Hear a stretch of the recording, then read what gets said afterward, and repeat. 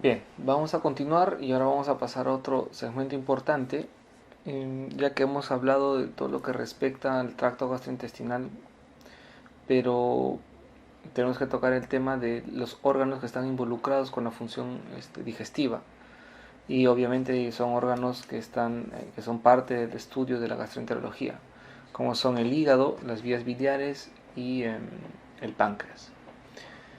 Y para empezar con patología hepatobiliar, que es un tema bastante amplio, pero que vamos a tratar de dar información un poco más puntual.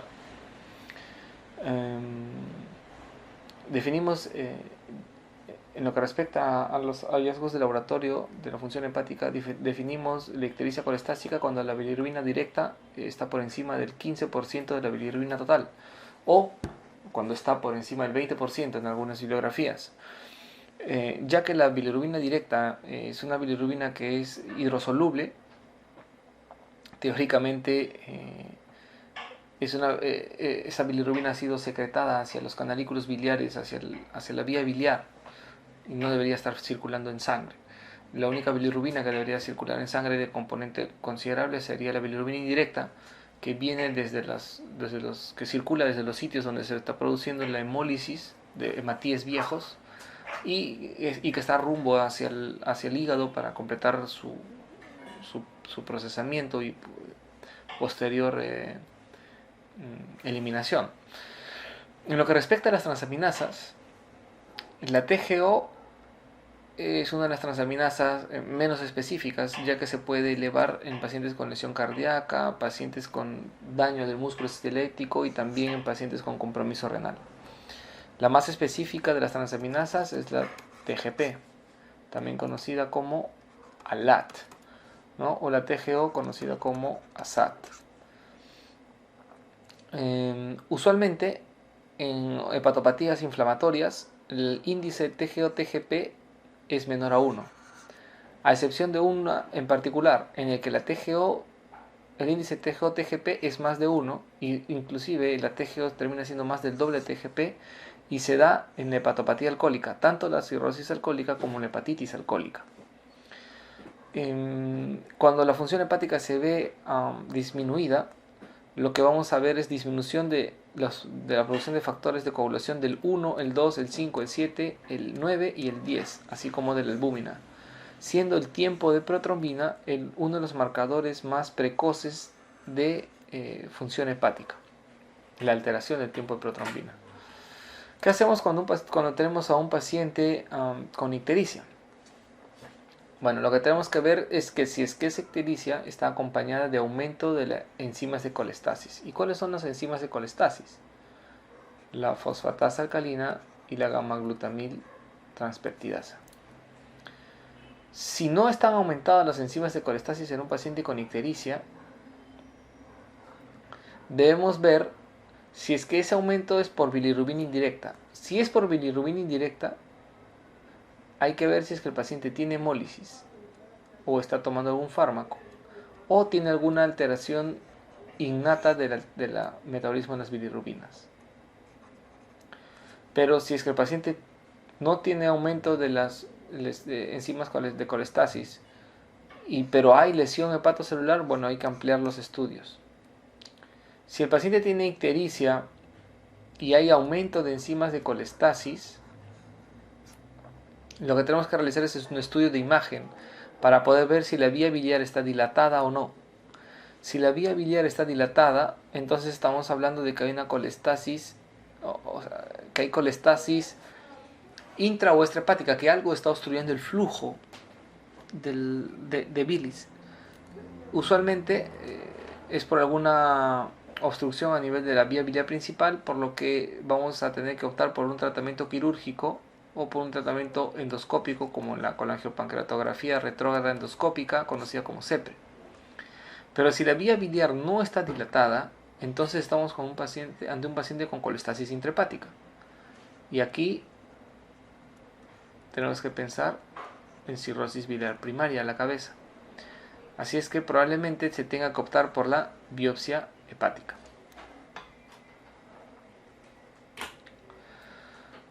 Como comentaba, si el paciente tiene ictericia y esta ictericia eh, no está asociada, es por bilirrubina indirecta, y la bilirrubina indirecta no está asociada a hemólisis, entonces tenemos que pensar que es un paciente con alteración del metabolismo de las bilirrubinas. Y para recordar, las bilirrubinas son el producto del metabolismo del grupo M de la hemoglobina.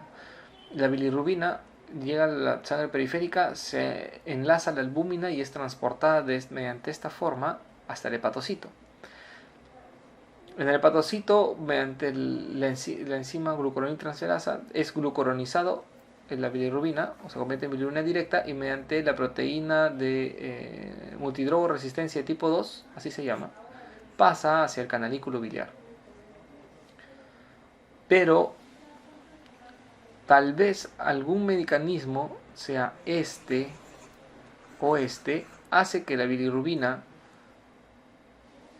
que no se llega a conjugar, o una vez conjugada no se llega a eliminar. Y eso conocemos como síndromes o desórdenes hereditarios del metabolismo de las bilirrubinas. El más frecuente y el más conocido es el síndrome de Gilbert, incidencia de alrededor del 10% de la población general, en el que la conjugación de la bilirrubina está disminuida, pero usualmente los niveles de bilirrubina no superan los 3 a 4 miligramos por decilitro. Obviamente la histología del hígado es normal, y los pacientes, el compromiso de la conjugación se ve cuando los pacientes sufren de algún estrés reciente, tanto físico como psicológico. Son pacientes que han sido sometidos a grandes esfuerzos físicos, prolongados esfuerzos físicos, o que han estado sometidos a ayuno, o se han pasado la noche en vela y el día siguiente amanecen con ictericia. Usualmente la evolución es banal y no significa alguna patología de importancia. Otro síndrome conocido es el síndrome de Kliger-Najar. Y en este caso tenemos dos tipos, el tipo 1 y el tipo 2. El tipo 1 es muy raro, no existe conjugación en absoluto de la bilirrubina, no se conjuga nada. La bilirrubina puede estar por encima del valor de 20. Como no hay conjugación, no va a responder a tratamientos inductores enzimáticos, y usualmente estos pacientes fallecen en la infancia debido a esta alteración. La única terapia que se les puede ofrecer es la fototerapia para tratar de romper las moléculas a nivel cutáneo, en tanto el paciente espera un trasplante hepático. La enfermedad, el síndrome de Kliger-Najar tipo 2 sí es raro, no tan raro como el tipo 1. Hay compromiso de la conjugación, pero hay conjugación. En este caso la bilirrubina puede ser mayor que en el síndrome de Gilbert, pero nunca va a superar el rango de 20 miligramos por decilitro. Y en este caso, ya que los niveles son mayores de bilirrubinas, lo que se puede utilizar es el fenobarbital como inductor enzimático, y lo que logra el fenobarbital es disminuir las concentraciones de bilirrubina. Así es que el tratamiento con estos pacientes es el fenobarbital. Y eso es lo que respecta a la conjugación de la bilirrubina. Otro grupo de síndromes es el Dubin-Johnson y el Rotor, en el que la conjugación sí se da, pero lo que está comprometido es el transporte de la bilirrubina. En el Dubin-Johnson el problema es el transporte hacia el canalículo. El problema está en la proteína de multidrogo resistencia de tipo 2. Ahí está el problema, y no puede el paciente exportar esa bilirrubina hacia el canalículo. Usualmente las bilirrubinas son menos de 7. Casi toda la bilirrubina es a predominio directo, o más de la mitad. Y bueno, sí hay alteraciones en la patología o en la histopatología, porque se encuentran pigmentos a nivel centrolobular en los hepatocitos. El otro síndrome es el síndrome Rotor. No se sabe dónde subyace el problema, pero tampoco se puede sacar tampoco el hepatocito puede liberar la bilirrubina hacia el canalículo biliar. También usualmente no supera los 7 miligramos por decilitro los niveles de bilirrubina y la histología es normal en este tipo de pacientes. Otro aspecto importante en las enfermedades hepáticas son las hepatitis virales. Todas las hepatitis virales están conformadas por una fase prodrómica en la que hay síntomas inespecíficos. Sensación de alza térmica, malestar general, mialgias, cefalea. Y una fase de estado que caracteriza ya la patología en la que hay ictericia y hepatomegalia. En estos pacientes las transaminasas van a estar elevadas por más de 10 veces el límite superior normal, pero el nivel de transaminasas no se correlaciona con el grado de daño. Pueden haber pacientes con un compromiso marcado, bastante amplio del parénquima hepático, pero con una elevación moderada de transaminasas, y lo contrario, pacientes con gran elevación de transaminasas, pero que el componente de compromiso parenquimal no es tan marcado. Dentro de las hepatitis virales, recordar la más banal, por así decirlo, que es la hepatitis A. Es un tipo ARN, la transmisión es fecal oral. El diagnóstico se hace mediante el dosaje de inmunoglobulina de tipo M contra el virus. Frecuentemente se da en población infantil o en población adulta que tiene bastante contacto con población infantil, ¿no? Pediatras, profesores de inicial, cuidadoras. Pueden cursar con diarrea hacia el periodo, termina el periodo de incubación, la fase prodrómica, pueden presentar un episodio de diarreas e inmediatamente después el paciente se pone ictérico, ¿no? Así que el cuadro predominante en este tipo de pacientes es la colestasis, ¿no? La ictericia es marcada en este tipo de pacientes.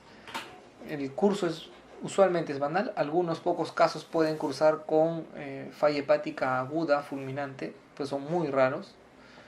Y son autolimitadas generalmente estos tipos de hepatitis. La otra hepatitis es la hepatitis B, ampliamente conocida. En este caso ya no es un virus ARN, es un virus ADN, circular de doble hélice, por lo que tiene facilidad para introducirse al genoma del hepatocito. La transmisión es similar al del VIH, por vía parenteral o por relaciones sexuales. Su incubación puede ser de 1 a 6 meses, pero de los pacientes que se infectan con hepatitis B, la mayoría, casi el 90% de los pacientes resuelven. No vamos a decir se curan, porque lamentablemente el virus, al ser un ADN, se involucra y se integra al ADN del hepatocito. Así es que no vamos a curarnos de hepatitis B, pero lo que sí se puede hacer es resolver. Y la mayoría de los pacientes resuelven la infección. Solamente un 10% de estos pacientes evolucionan hacia la cronicidad. Y de los pacientes que evolucionan a la cronicidad, alrededor del 20%, la quinta parte de esos pacientes van a hacer cirrosis, y casi la quinta parte, ¿no? El 16%, va a desarrollar hepatocarcinoma a los 10 años de enfermedad. El detalle con hepatitis B es que además hay manifestaciones extrahepáticas bastante variadas, como vamos a ver más adelante. ¿Cómo hacemos el diagnóstico de hepatitis viral de tipo B? Y aquí es un dolor de cabeza porque usualmente tienen muchos problemas las personas para poder interpretar los test de hepatitis viral. Así es que lo que vamos a hacer es tratar de hacer el diagnóstico, pero sabiendo cada marcador a que se refiere. El antígeno de superficie hace referencia efectivamente a un antígeno en la superficie del virión. La persistencia de más de 6 meses del antígeno de superficie significa cronicidad. Y cuando hablamos de cronicidad, entonces hablamos de elevación de una inmunoglobulina crónica, que es la inmunoglobulina G. Así es que un paciente con hepatitis B crónica va a tener IgG positivo, anticore, que es una estructura del núcleo del virión, y va a tener antígeno de superficie positivo. Si este paciente crónico está en plena fase de replicación, un marcador de replicación es el antígeno E. Así es que va a tener antígeno E positivo, y si está replicando, obviamente vamos a encontrar ADN circulante del virus. ¿Qué pasa si este paciente crónico deja de replicar? Entonces, mantiene su IgG positiva, que nunca se va a negativizar, porque es memoria. La IgG, recuerden, es inmunidad de memoria. Va a tener el antígeno de superficie positivo, pero va a negativizar el antígeno E y obviamente va a negativizar la carga viral, ¿no? Entonces ese paciente portador crónico ya está inactivo.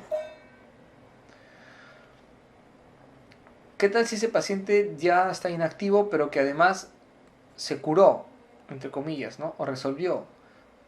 ¿Qué sucede? Cuando el paciente resuelve es porque, bueno, la IgG nunca la va a perder, ya no hay antígeno de superficie circulante o dosable, y ha desarrollado anticuerpo contra el antígeno de superficie.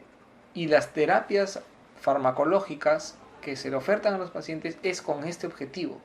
Lo que queremos lograr a la larga es la negativización del antígeno de superficie y que aparezca el anticuerpo contra el antígeno de superficie. Y obviamente este paciente también desarrolla anticuerpos contra el antígeno E, así como el portador inactivo. ¿Qué pasa en un paciente que está en periodo de ventana? Periodo de ventana es la infección reciente. Si es reciente, entonces el anticuerpo contra el anticore va a ser de tipo IgM positivo, pero en periodo de ventana eso quiere decir que no se le puede hacer diagnóstico. Una prueba, un test rápido va a salir negativo. Los test o las pruebas lo que tratan de dosar es el antígeno de superficie, así es que va a salir negativo. Pero este paciente ya tiene ADN circulante. Mientras que una hepatitis aguda ya tiene el antígeno de superficie positivo, tiene el IgM positivo que da agudeza, y como agudo se está replicando, el antígeno E está positivo y hay carga viral dosable en sangre periférica.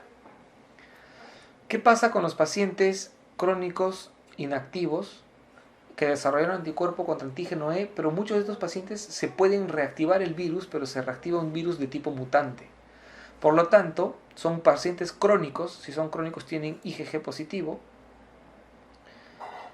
no han llegado a curar, a desarrollar anticuerpo, así es que el antígeno de superficie sigue siendo positivo, tienen anticuerpo contra el antígeno E, no tienen antígeno E, pero son mutantes, su antígeno es otro, son mutantes, por lo tanto se están replicando y uno no se entera, así es que la única forma de saberlo es dosando la carga viral. Así es que son pacientes que van a ser antígeno E negativo, anticuerpo contra el antígeno E positivo, marcadores de cronicidad como la IgG positiva y el antígeno de superficie positivos, y que se están replicando con ADN positivo. Y recordemos a los pacientes que se han vacunado. Los pacientes que se han vacunado se les entrega una carga pequeña de antígeno de superficie para que desarrollen el anticuerpo. Así es que el único marcador que van a tener positivo los pacientes vacunados es el antígeno de anticuerpo contra el antígeno de superficie. ¿Qué diferencia un paciente que se curó de hepatitis con un paciente vacunado? La presencia de la IgG contra el anticuerpo IgG contra core.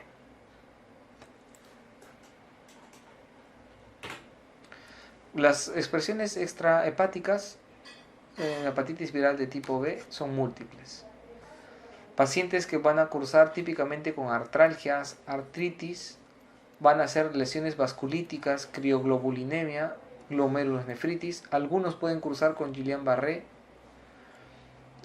Van a tener erupciones maculosas urticariformes, que son entre las más frecuentes, ¿no? Así como trombopenia y anemia aplásica. La hepatitis viral de tipo C, el virus es de tipo ARN. También la forma de transmisión es similar a la hepatitis B y similar al VIH. El promedio de tiempo de incubación es de 50 días. Y en este caso casi el 80% de los pacientes sí va hacia la cronicidad. Estos pacientes sí van hacia la cronicidad en mayor cantidad. Y muchos de ellos van a evolucionar hacia cirrosis y van a desarrollar hepatocarcinoma. La mayoría de estos pacientes que se infectan por hepatitis de tipo C son post-transfusionales. En el tratamiento de la hepatitis C, se ha usado de manera hasta hace algún cierto tiempo, de manera frecuente, el tratamiento a base del famoso interferón. Pero este fármaco tiene sus reacciones adversas. Así es que en los últimos años se han desarrollado terapias libres de interferón con tasas de respuesta y respuesta viral sostenida y con tasas de curaciones de 97 a 98%, con esquemas no tan largos de duración de tratamiento. Lamentablemente estas terapias libres de interferón son caras y están poco disponibles en nuestro país, ¿no? Otro tema importante en lo que respecta a enfermedad hepática sería la hepatitis autoinmune. La hepatitis autoinmune es una hepatopatía crónica progresiva que está mediada por reacción inmunitaria. Eso es lo que tienen que quedarse claros. Es una enfermedad progresiva. Los hallazgos que uno puede encontrar a la histología, hepatitis interfase, va a haber elevación de las gamaglobulinas, especialmente del tipo IgG, y la presencia de autoanticuerpos. ¿Qué autoanticuerpos? Tienen que recordar esto. La tipo 1, la hepatitis autoinmune tipo 1, tiene ANA positivo, anticuerpo antinuclear positivo, y anticuerpos antimúsculo liso positivo, asma positivo. Mientras que la tipo 2 no está asociada al ANA, y lo que más bien tiene presente son anticuerpos antimicrosomales de hígado y riñón, tipo 1, conocidos como los anti-LKM tipo 1. Para hacer el diagnóstico de hepatitis autoinmune hay una serie de criterios diagnósticos. Al ser una enfermedad autoinmune, al igual que el lupus y otras enfermedades, hay criterios diagnósticos. Así es que hay un sistema de puntaje para poder diagnosticar. En este caso les muestro el score simplificado, en el que se toma en cuenta la presencia de los anticuerpos,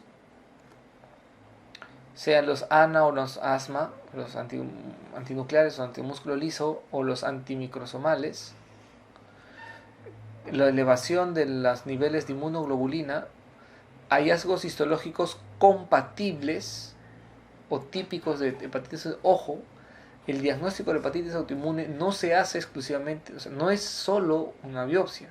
La biopsia tiene que hacerlo si es que es compatible y es uno de los elementos para hacer el diagnóstico, pero no es el elemento con el que se hace el diagnóstico per se. El hecho de que el paciente tenga ausencia de hepatitis viral también le da cierto puntaje. Y hablamos de diagnóstico probable con 6 puntos y diagnóstico definitivo con más de 7 puntos, ¿no? Igual a 7 puntos o más. La terapia de la hepatitis autoinmune básicamente está dada por corticoides, según una escuela, o corticoides más azatioprina. Ese es el eslabón, el pilar del tratamiento de nuestros pacientes.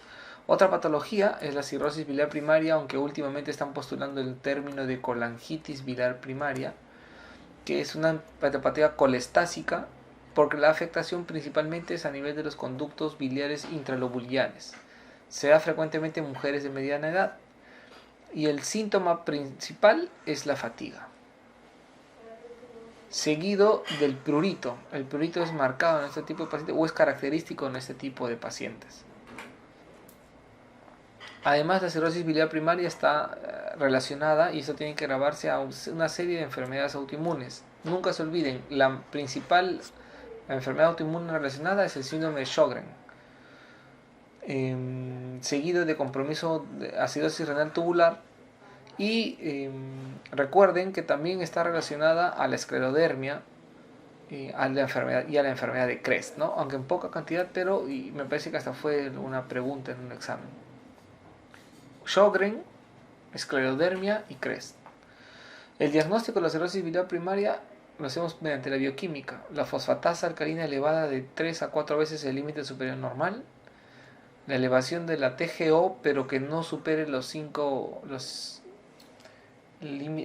veces el límite superior normal.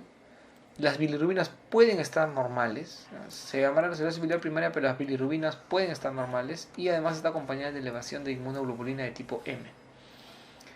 Además, casi el 100% de los pacientes, el 95% de los pacientes con cirrosis biliar primaria tienen anticuerpos antimitocondriales positivos.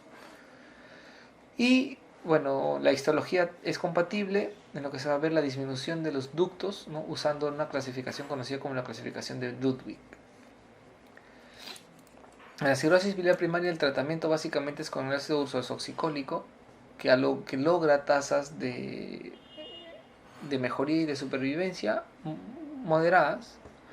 Se está probando la budesonida, aunque aún no está del todo indicada o sugerida, y en los pacientes con prurito marcado se usa la colestiramina, ¿no? Es una resina que intenta disminuir la absorción de ácidos biliares para disminuir el prurito en este tipo de pacientes. La colangitis esclerosante es una condición en la que se afectan las vías biliares principales, ¿no?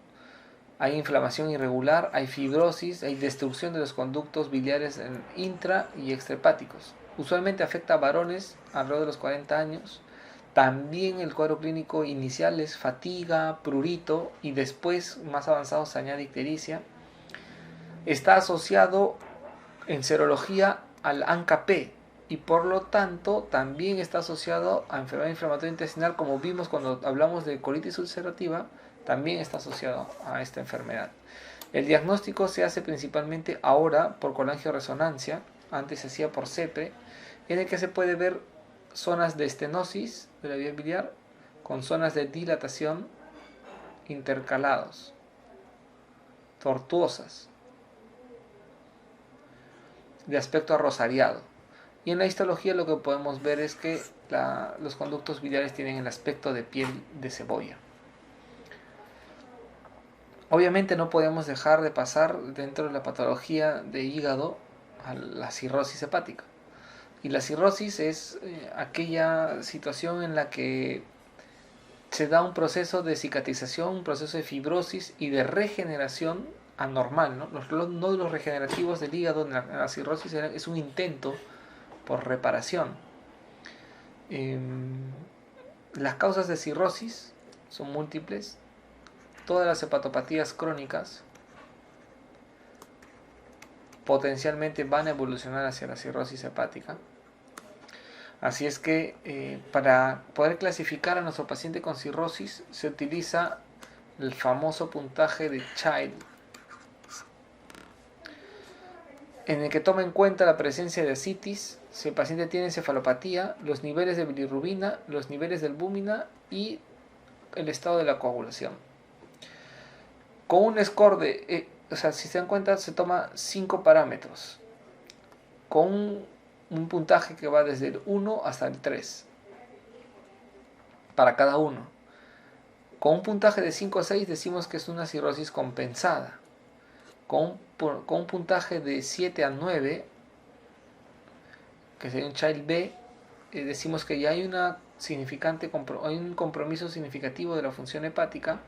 Y cuando estamos ante un paciente con un Child C, que va de 10 a 15 puntos, estamos hablando de un paciente que está francamente descompensado. Y además este score de Child nos permite asignar la supervivencia. Y los pacientes con Child C tienen una supervivencia bastante disminuida al año. Lo que caracteriza el cuadro clínico que caracteriza la cirrosis hepática se debe a la hipertensión portal. Y es que el hígado, que es un sistema de baja presión, se convierte por la fibrosis en un sistema de alta presión. Esto conlleva a mayor estasis a nivel del lecho esplácnico, producción de óxido nítrico del lecho esplácnico con la intención de aumentar la capacitancia de los vasos, y esta hipertensión portal va a ser la que finalmente va a dar los síntomas, como vamos a ver más adelante. Pero la hipertensión portal no siempre va a ser por cirrosis. La hipertensión portal puede ser de causas poshepáticas, intrahepáticas o prehepáticas. Cuando hablamos de poshepáticas es porque hay una obstrucción a la salida de las venas hepáticas, como por ejemplo en el síndrome de Budd-Chiari o en la falla cardíaca de cavidades derechas. Hablamos de prehepáticas antes de que el lecho esplásmico o la circulación portal llegue al hígado. Y en este caso hablamos de hipertensión portal cuando estamos ante un paciente con trombosis de la vena o portal, como en este caso, o de la vena esplénica. Y hablamos de hipertensión portal cirrótica, hepática propiamente dicha, cuando estamos ante pacientes con afectación del parénquima hepático.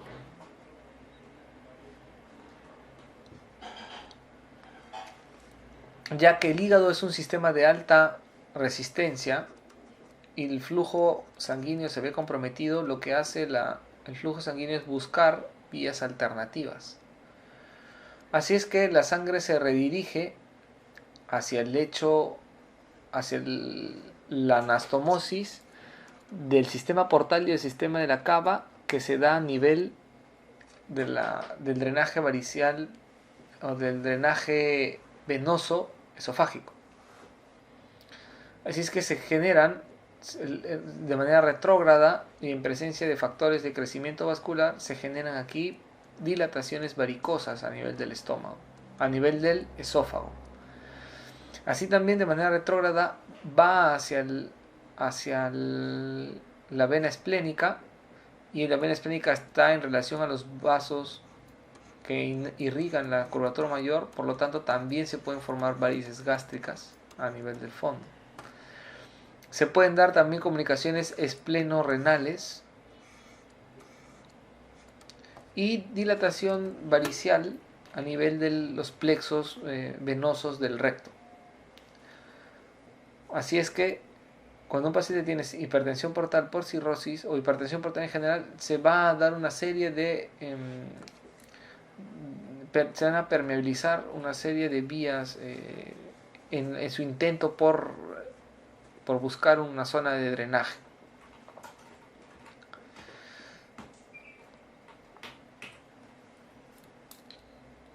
Bien, un paciente con daño permanente al hígado va a generar microprocesos de inflamación, necrosis, se va a depositar colágeno por la fibrosis y va a haber regeneración con los nódulos de regeneración. Esto va a transformar al hígado de un sistema de baja resistencia a un sistema de alta resistencia, que va a conllevar a hipertensión portal. Esa hipertensión portal va a condicionar la liberación de óxido nítrico, entre otras sustancias. El óxido nítrico, cuando llegue a la circulación periférica, va a generar vasodilatación. Esa vasodilatación va a hacer que se aumente la capacitancia en los vasos sanguíneos y por lo tanto van a generar una especie de robo del volumen plasmático efectivo. Como va a haber una disminución del volumen plasmático efectivo porque todo está en los vasos que están dilatados y con aumento de la capacitancia, entonces se va a activar el eje de renina-angiotensina-aldosterona, con lo que van a además aumentar el tono del sistema simpático, que va a condicionar retención por la aldosterona, retención de sodio y agua, con la intención de aumentar el intravascular.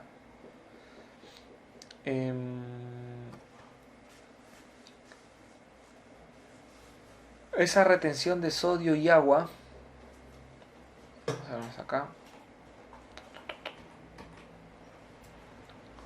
aquí, que se va a dar a nivel del túbulo contornado distal por el tubo colector por efecto de la aldosterona, lo que va a generar es que en asociación a la permeabilidad vascular, a la disminución de la producción oncótica, porque hay hipoalbuminemia por poca producción o que hay poca albúmina para la cantidad de líquido que se está reteniendo, va a generar finalmente la formación de ascitis. Y cuando tenemos ascitis, la clasificamos de 3 grados. La ascitis 1, que es una ascitis leve, que es diagnosticada solamente por ecografía. La ascitis 2, que es una ascitis moderada, en el que el diagnóstico se da por ecografía, el abdomen se palpa, Matí es desplazable en el abdomen, que es el hallazgo más importante, o a la exploración física es la maniobra de exploración que más rápido nos puede dar diagnóstico de ascitis, con buena confianza. Y bueno, el grado 3 de ascitis, que es una distensión amplia y grande de la cavidad del abdomen, ¿no? Son pacientes marcadamente distendidos, y esa distensión abdominal por líquido hasta dificulta la expansión adecuada de la caja torácica, ¿no? Por lo tanto, esto es una urgencia y hay que drenar al paciente lo brevedad posible para poderle quitar las molestias de la ventilación. ¿Cómo hacemos el estudio del líquido ascítico? Así como en el estudio del líquido pleural utilizábamos los criterios de Light, se quisieron extrapolar los mismos criterios para el líquido ascítico, pero no se logró un buen rendimiento de los mismos. Así es que se creó evaluaron que el gradiente de albúmina cero ascítico era más preciso, un 97% de precisión, para definir si es que esa ascitis era por hipertensión portal. ¿Y en qué consiste esa gradiente? En una simple resta. Restamos la albúmina del suero menos la albúmina del líquido. Si esta resta es mayor o igual a 1.1, entonces el paciente tiene hipertensión portal y su ascitis es por hipertensión portal. ¿Cuál es el manejo de un paciente con ascitis? Restringirle el agua. Ojo, restringirle el sodio. Ojo, no restringirle el agua. Agua puede tomar el paciente a voluntad, lo que desee. Lo que hay que restringir es el sodio. El paciente debe comer poco sodio. Solamente restringimos agua si es que el paciente cursa con hiponatremia durante su manejo. Lo otro, dado que el eje renina-angiotensina-aldosterona está activado, es echar mano, y bueno, y esa aldosterona es lo que genera es absorción de sodio y agua. Entonces lo que tenemos que hacer es usar un diurético que tenga efecto antialdosterona. En la cabeza, la espironolactona. Así es que con la espironolactona disminuimos la absorción de sodio y por lo tanto la absorción de agua a nivel renal. Pero si la sumamos a furosemida, ambos se potencian. Por lo tanto, el uso de diuréticos en pacientes con ascitis moderada está indicado, y así como la asociación de espironolactona furosemida, porque la furosemida, al ser un diurético de asa, no absorbe el sodio en el túbulo contorneado o en la asa de Henle, y al no absorber en la asa de Henle le oferta más sodio a la aldosterona, que tampoco la absorbe y por lo tanto jala más agua. A los pacientes se les tiene que hacer, bueno, cuando los diuréticos fallan o cuando es una emergencia, se tiene que hacer una paracentesis una paracentesis masiva, por así decirlo, en la que se extraiga la mayor cantidad de líquido y reponerlo con albúmina, porque estos pacientes, cuando uno les hace una paracentesis sin reposición de albúmina, terminan haciendo un trastorno renal que muchas veces es irreversible y mortal. Una complicación de la ascitis es la peritonitis bacteriana espontánea. La flora bacteriana que está alterada en un paciente cirrótico termina por escapar, por así decirlo, de la barrera intestinal, se ubica en los nodos o en los linfonodos, finalmente hace bacteremia, y esa bacteremia se transforma después en bacteriocitis, colonización del líquido ascítico, que cuando la actividad de ozonización es muy pobre, finalmente termina desencadenando una peritonitis bacteriana espontánea. Y aquí una diapositiva para que diagrama más o menos el manejo de un paciente con líquido ascítico. Sabemos que el líquido ascítico es por hipertensión portal, así es que hacemos un conteo microbiológico. Si las células son mayor o igual a 250 polimorfos nucleares, el cultivo es positivo, entonces estamos ante un paciente con peritonitis bacteriana espontánea y hay que empezarle tratamiento antibiótico empírico. Si el conteo es más de 250, pero el cultivo es negativo, entonces estás ante una ascitis de tipo ascitis neutrocítica. y se maneja igual que una peritonitis bacteriana espontánea. Se maneja igualito. Si el conteo es menor de 250 polimorfos nucleares, pero el cultivo es positivo, entonces estamos ante una bacteriocitis.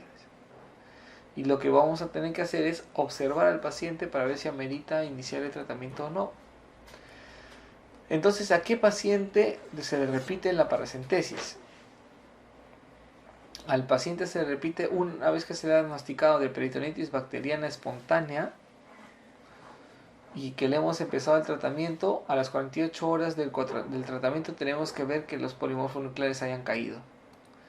Y también se le hace una endoscopía a aquellos pacientes con bacteriocitis, ¿no? A las 48 horas esta bacteriocitis hay que volver a punzar, pero no vaya a ser que se nos esté pasando por nuestras narices una peritonitis bacteriana espontánea. Otra complicación de los pacientes cirróticos es la encefalopatía hepática. En los pacientes con cirrosis hay un proceso de inflamación crónico, hay translocación bacteriana, como vimos en la citis, y esto va a generar una disfunción en el hepatocito que va a conllevar a que aumenten los niveles de amonio en sangre. Estos niveles de amonio en sangre van a condicionar edema astrocitario y lo que va a hacer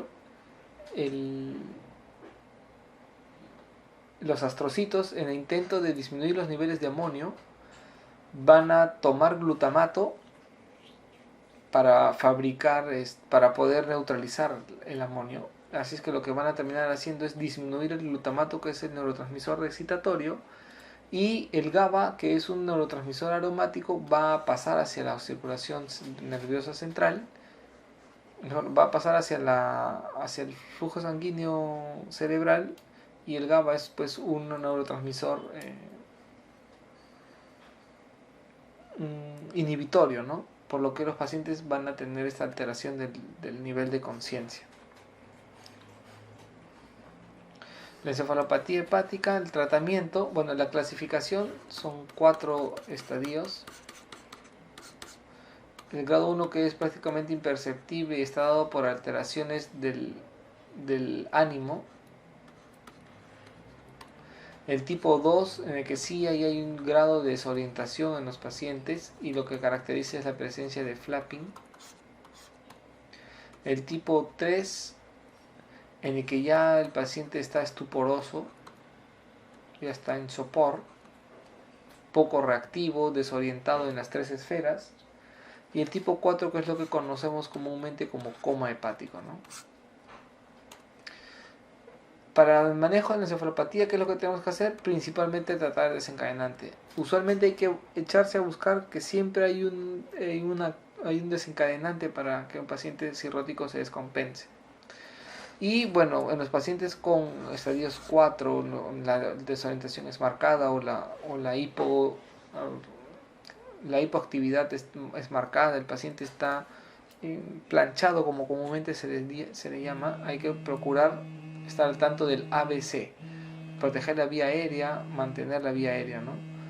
El tratamiento en los pacientes con encefalopatía hepática es la lactulosa, que lo que va a generar es aumentar las deposiciones para evitar que el amonio del tracto gastrointestinal pase a la circulación general.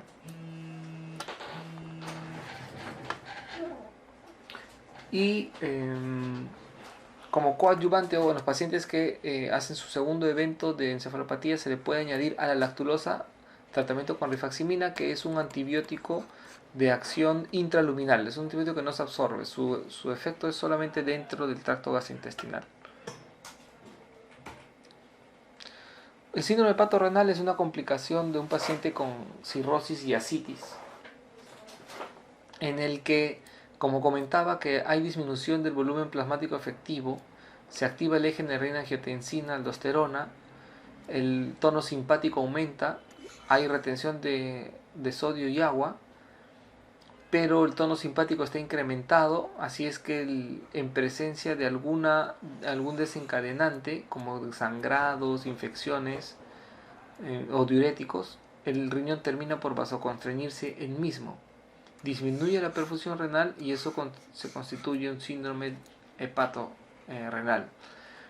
Usualmente un paciente que desarrolla síndrome hepatorrenal tiene una disminución de la sobrevida a los 6 meses considerable, ¿no? Es un paciente que hace un síndrome hepatorrenal tiene poco tiempo para buscar el trasplante hepático. Aquí un cuadrito con los criterios diagnósticos: cirrosis con ascitis, que la creatinina esté por más de 1.5, que este paciente en el que elevó creatinina al inicio se le hayan dado 48 horas de tratamiento con albúmina endovenosa y se le haya suspendido cualquier nefrotóxico. Si ese paciente no respondió, estamos frente a un paciente que está desarrollando ya un síndrome hepatorrenal, ¿no? Tumores hepáticos: el tumor benigno hepático más frecuente, no olvidar, el tumor hepático benigno más frecuente es el hemangioma cavernoso. El adenoma es un tumor benigno también frecuente y es más frecuente en mujeres de edad fértil que están tomando anticonceptivos orales. Y recordar que los quistes coledocianos muchas veces debutan como cuadros de colangitis. El hepatocarcinoma es el principal tumor maligno primario del hígado y se da en el contexto de pacientes con hepatopatía crónica de larga data, ¿no? Hepatitis alcohólica, virales, NASH. Los pacientes con NASH también hacen hepatocarcinoma, o enfermedades que afectan al hígado más raras como la hemocromatosis o la enfermedad de Wilson. El síntoma principal del paciente con hepatocarcinoma es el dolor abdominal seguido de la baja de peso. Y el signo que vamos a encontrar es la hepatomegalia y en estos pacientes muchas veces fiebre. Mejor dicho, ascitis. ¿Cómo se hace el manejo de un paciente con hepatocarcinoma? Ya que el hepatocarcinoma es usualmente en el contexto de un paciente con cirrosis. Primero, el diagnóstico. Un paciente que tiene cirrosis se le tiene que hacer un estudio de ecografía cada cierto tiempo en los pacientes de alto riesgo para descartar algún nódulo sospechoso. Si aparece un nódulo, lo que se tiene que hacer es una tomografía, y es una tomografía trifásica, que tome la tomografía sin contraste en fase arterial y en fase venosa. En esa tomografía trifásica, los hepatocarcinomas tienen un comportamiento habitual que se conoce como washout o lavado, y es que en la fase arterial captan contraste y en la fase venosa lavan el contraste haciéndose más isodenso. Se lava, por eso se conoce como el washout. Para el manejo del hepatocarcinoma en el contexto de un paciente con cirrosis no usamos la clasificación habitual de TNM, sino usamos los criterios de Barcelona. Los criterios de Barcelona toman en cuenta el ECOG o la performance o el estatus del paciente, y muy importante es la situación en la que se encuentra la cirrosis, ya que no importa si el paciente tiene un hepatocarcinoma de 1 centímetro, porque lo primero que uno va a valorar es el status performance y lo segundo que va a valorar es el child. Si tenemos un paciente con child C, sin importar el tamaño tumoral, ese paciente ya es un hepatocarcinoma en estadio terminal y el tratamiento es sintomático, ya que ese paciente su tasa de sobrevida va a ser menos de 3 meses. En cambio, si tenemos un paciente Child A, sí tenemos que estudiarlo bien para definir a qué tipo de tratamiento va a ir. Si es un nódulo único menos de 2 centímetros, ese paciente en el que no hay hipertensión portal y las bilirubinas están normales, tiene que ir a resección. Y se considera este paciente un estadio muy temprano. Si el paciente es un Child A o Child B, tiene un tumor único sin importar el tamaño, o 3 nódulos menores de 3 centímetros cada uno, y no hay hipertensión portal y las bilirubinas están normales, también se saca. Pero si ya tiene hipertensión portal o las bilirubinas están elevadas, entonces ese paciente debe de ir a trasplante renal, en tanto y solamente si es que el tumor es menos de 5 centímetros, acá se importa el tamaño, o si es que el paciente no puede ir a trasplante renal o tiene alguna comorbilidad, va a terapias potencialmente curativas como la ablación por radiofrecuencia o la etanolización, que es inyectar alcohol para generar necrosis de la lesión. Si el paciente tiene un estadio intermedio, o es un tumor multinodular, o es un paciente que no puede ir a trasplante, o no se cuenta en el centro hospitalario con radiofrecuencia o etanolización, entonces lo que podemos ofrecer al paciente es la quimioembolización, TACE, la quimioembolización transarterial, logrando tasas de supervivencia a los 3 años de hasta el 40%, ¿no?